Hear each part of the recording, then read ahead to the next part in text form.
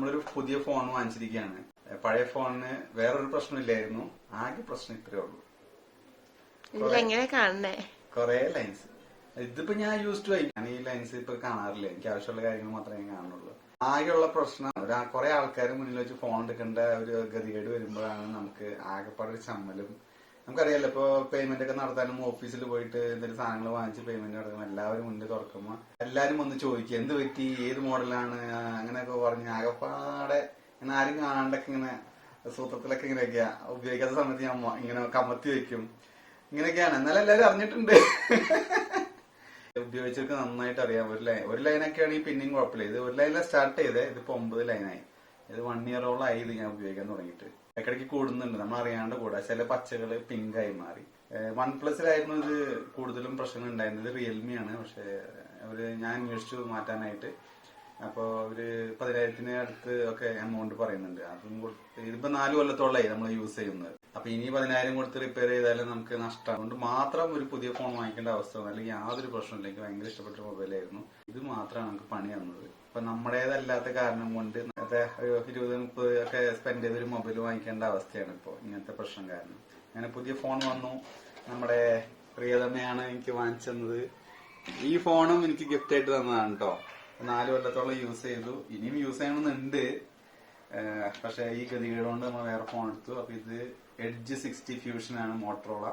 ഞാൻ ആദ്യമായിട്ടാണ് Motorola model use ചെയ്യാൻ പോകുന്നത്. ഇത് വാങ്ങിച്ചു വെച്ചിട്ട് 2 ആഴ്ച. നിങ്ങൾ വിശ്വസിക്കില്ല, ആരെങ്കിലും ഒരു മൊബൈൽ വാങ്ങിച്ചിട്ട് 2 ആഴ്ചത്തോളം പൊട്ടിക്കാണ്. ഞാൻ കണ്ടിട്ടും കൂടിയില്ല, സത്യമാണ്. ഇപ്പൊ നിങ്ങൾക്കറിയാം, കുട്ടിക്കായ പിന്നെ ഞാൻ നൈറ്റ് ഷിഫ്റ്റ് ഒക്കെ ആയിരുന്നു. കുട്ടിയും വന്നോടുകൂടി നമുക്ക് ഒന്നിനും സമയമില്ല. ഈ ഫോൺ വിചാരിച്ചത് നല്ലൊരു ദിവസം നോക്കിയിട്ട് അൺബോക്സ് ചെയ്ത് വീഡിയോ ഒക്കെ എടുക്കാന്നൊക്കെ പറഞ്ഞിട്ട് ഇത്ര നാൾ വെച്ചത് ഞാൻ ആദ്യമായിട്ട് കാണാണ്. കുറെ സാധനങ്ങളൊക്കെ ഉണ്ട് ആസ് യൂഷ്വൽ. ഞാനാണ് ഓപ്പൺ ചെയ്ത് നോക്കിയത്. ഞാൻ കണ്ടിട്ടില്ല. ഞാനിപ്പോഴെ കാണുന്നത്. അടിപൊളി. ഓഹോ, നീല കളറായിരുന്നല്ലേ. ആ, ബാക്കൊക്കെ 4 ക്യാമറ ഉണ്ട്. ഇത് ഓണാക്കട്ടെ. ഓക്കേ. ചാർജ് ഉണ്ടാവില്ലോ അല്ലേ? ഓഹോ, ഹലോ മോട്ടോ. ഡിസ്പ്ലേ അല്ലേ? സൈഡിലോട്ട് കർവ്ഡ് എഡ്ജസ്. നല്ല തിന്നാണ്, വലിയ ഹെവി ഇല്ല അല്ലേ? ഇത് ഭയങ്കര ഹെവി ആയിരുന്നു കേട്ടാ പഴയത്. നമ്മുടെ അതാ കേസ് കാരണം. എന്നാലും ഉണ്ട് അത്യാവശ്യം. അതുപോലും ശ്രദ്ധിക്കാൻ സമയമില്ലാത്ത.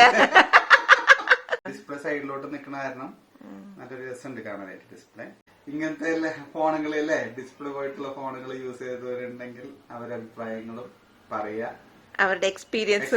ആരെങ്കിലും റിപ്പയർ ചെയ്തിട്ടുണ്ടെങ്കിൽ അതും പറയാട്ടാ. എനിക്ക് മാറ്റേണ്ടി വരും എന്തായാലും. അത് റിപ്പയർ ചെയ്യാൻ പറ്റിക്കഴിഞ്ഞാൽ അത് ക്യാമറ ആയിട്ടെങ്കിലും യൂസ് ചെയ്യാം. നല്ല ക്യാമറയാണ്.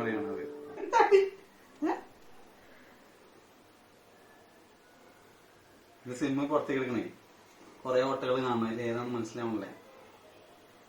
ഈ മൊബൈൽ യൂസ് ചെയ്യാൻ തുടങ്ങിയിട്ട് എത്ര കാലം പറഞ്ഞേ? 4 കൊല്ലേ. സ്പീക്കർ എങ്ങനെ ആയിരിക്കോ?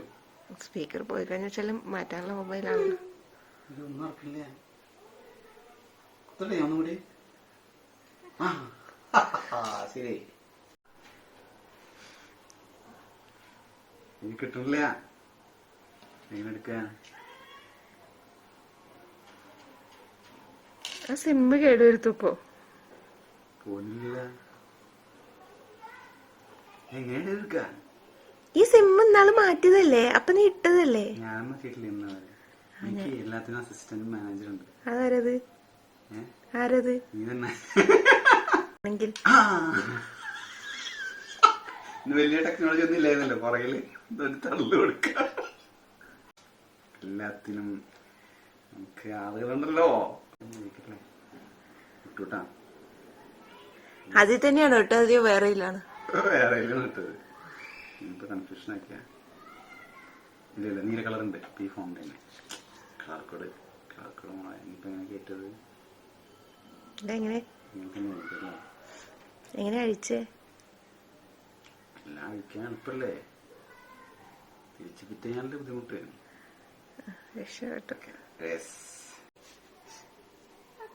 Getting your phone ready. Checking info. നമ്മളിത് ബാക്കപ്പ് ഒക്കെ എടുത്തു വെച്ചായിരുന്നു കേട്ടോ. പുതിയ ജിമെയിൽ അക്കൗണ്ട് ഒക്കെ ഉണ്ടാക്കി കുറെ നേരം ഈ ബാക്കപ്പ് എടുക്കലും പണിയൊക്കെ ആയിരുന്നു. പക്ഷെ ഇത് ഓണാക്കിയപ്പോൾ വളരെ ഈസി ആയിട്ട് QR കോഡൊക്കെ സ്കാൻ ചെയ്ത് വളരെ ഈസി ആയിട്ട് കാര്യങ്ങൾ നടക്കുന്നുണ്ട്. നമ്മളിതൊന്നും അറിഞ്ഞില്ല. നമ്മൾ കൊല്ലങ്ങളായിപ്പോ ഒരു മൊബൈൽ വാങ്ങിച്ചിട്ട് ഗെറ്റിംഗ് അക്കൗണ്ട് ഇൻഫോ എപ്പോഴും ഇങ്ങനെ ഒരു സ്കാൻ ചെയ്തപ്പോ എന്റെ ഫോണ് വേണോന്ന് ചോദിച്ചിട്ട് എനിക്ക് നോട്ടിഫിക്കേഷൻ വന്നു. അങ്ങനെ കട്ടായതാണ് ഈ വീഡിയോ. ഞാൻ ഫുൾ കൺഫ്യൂസ്ഡ് ആയി. പുട്ട് യുവർ ഫിംഗർ തള്ളവല്ലേ? ഫിംഗർ ഏത് വിരല് വേണമെങ്കിലാവാം. ഓ ഈ സ്ക്വയർ മുഴുവൻ അല്ലേ? എന്റെ പൊന്നു. അങ്ങനെയല്ല, അതിന് ഒഴിയാനല്ല പറഞ്ഞ്, അതില് പ്രസ് ചെയ്തിട്ട് എടുക്കാനാ പറയണേ. അതന്നെയല്ലേ ഞാൻ ചെയ്തോണ്ടിരിക്കണേ. അല്ല അതിന് മസാജ് ചെയ്യണത്. എല്ലാ വശത്തേക്കും ഞാൻ കാണിക്കേണ്ടി. Fingerprint added. Now you can unlock. Done. Right. Andale. Choose one. Is in configuration. Choose what to copy. Okay, കൊടുക്കാനൊക്കെ. അപ്പൊ ഈ ജിമെയിൽ അക്കൗണ്ട് ഒന്നും വേണ്ടായിരുന്നോ? എനിക്കറിയില്ലായിരുന്നു. ഞാനും കുറെ കാലമായില്ലേ, നിന്നെക്കാട്ടിലും ഒരു ഓണം കൂടുതലുണ്ടാ ഫോണിലൂടെയാണ് ഞാനിപ്പോ റെക്കോർഡ് ചെയ്തോണ്ടിരിക്കണത്. അങ്ങനെ നോക്കുമ്പോ റെഡ്മി ആണ് സൂപ്പർ. ഓ ഓ ഓ ഓ ഓ കരയല്ലേ പൊന്നോ. Okay guys. വന്നിട്ടുണ്ട്. ആ ഓക്കെ ശരി. അപ്പൊ കുട്ടി കരച്ചിലാണ്. നിർത്താല്ലേ? നിർത്താം. ബൈ. ഇങ്ങനെ ഡാറ്റ കോപ്പിങ് നടന്നുകൊണ്ടിരിക്കുകയാണ്. അടുത്ത വിശേഷമായിട്ട് വേറെ വീഡിയോയിൽ കാണാം.